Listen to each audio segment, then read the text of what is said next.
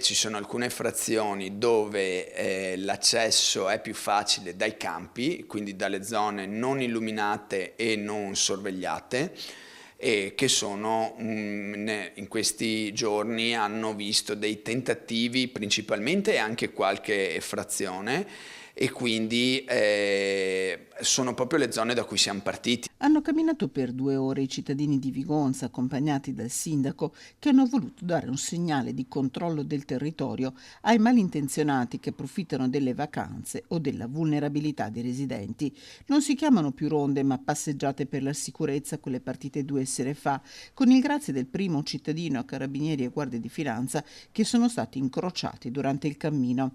Sindaco in testa, la perlustrazione si è concentrata nelle frazioni prese di mira: Coriverno, Peraga, Perarolo. È una iniziativa che è partita dal basso e che appunto non sono ronde perché non c'è un pattugliamento.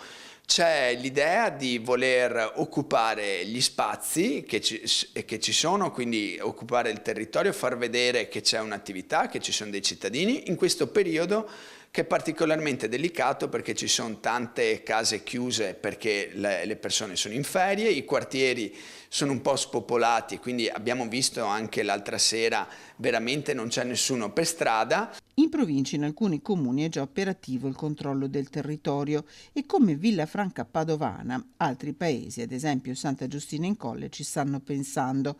A Vigonza è stata solo la prima passeggiata. Nelle prossime settimane i ragazzi, i cittadini che sono usciti ci hanno detto che vorrebbero fare anche qualche altra passeggiata, sempre con la serenità, la tranquillità con cui è stata fatta la scorsa serata.